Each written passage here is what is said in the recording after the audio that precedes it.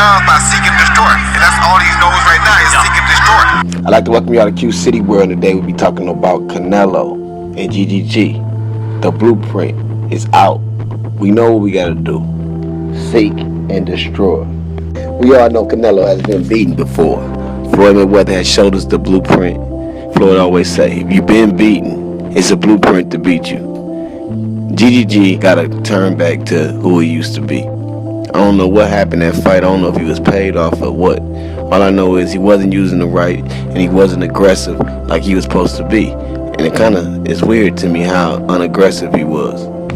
I know GGG came in with the wrong game plan in that fight. He thought Canelo was going to stand there, come in and fight like he did in every other fight we ever watched Canelo do. But Canelo he ran. When Floyd Mayweather fought Canelo, Floyd did not run. Floyd used head movement, upper body movement to dodge his punches. But he never ran. Canelo ran and stepped back every time GGG threw a punch. And I really don't understand why GGG ain't try to cut him off. I don't understand why. I mean, it's like, you know that this man finna step to the right every time you get him in that corner. And that man did it all fight, man. It was like watching a fucking clock, man. You feel me? Like watching 36 minutes pass, man. You know what I mean? It was ridiculous, man. But Canelo he surprised us all with that fight. But I think this fight, Canelo gonna have to prove who he is, man. He gonna stand there and fight like a man. If GGG fight with the right plan, man, I think it's gonna be easy, man, because all he gotta do is throw that jab, man. Like how Floyd was doing. Floyd really wasn't throwing the jab, he was pawing out the jab, putting the jab in his face and then using the right. You feel me? GGG was doing the same shit all night. He was just throwing the stiff jab and then Canelo will move to the right all fucking night. Canelo move. And GGG did nothing but throw headshots the whole fight. You can't beat a fighter like Canelo just throwing headshots, especially a fighter that's fighting with finesse, which usually Canelo never fights with finesse, really. He finessed a little bit, but he's mostly always the aggressor. You know what I mean? Even against the bigger Chavez Jr., he was the aggressor. With this fight, man, he was just moving, you know, and it really threw us all off. You know what I mean? But it showed that Canelo was versatile, and Canelo was stealing rounds.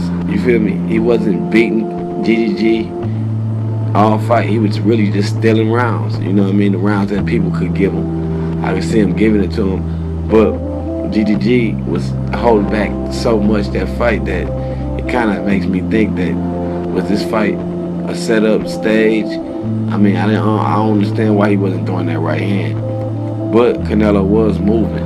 Canelo was not letting him throw that right. Canelo moved and ran the whole night, and he didn't do what Floyd Mayweather do. Floyd would get up ropes and let you be right in front of him and throw all the punches you can throw and you still can't hit him. Canelo was moving.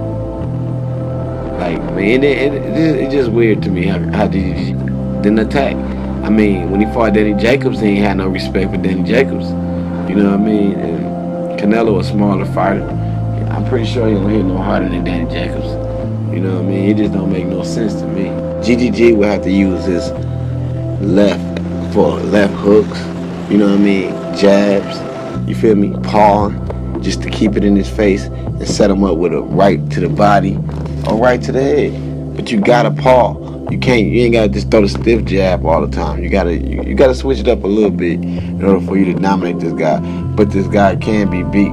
It's a blueprint to beat him. And you gotta cut off the fucking ring. I don't understand why you won't cut off the ring. At the end of the day, GGG gotta go all the way out. He's never been the type of boxer that outboxed fighters. He always walked into the fire. You know what I mean? Danny Jacobs was lighting his ass up. He still kept coming forward. But he didn't have no kind of respect for Danny Jacobs.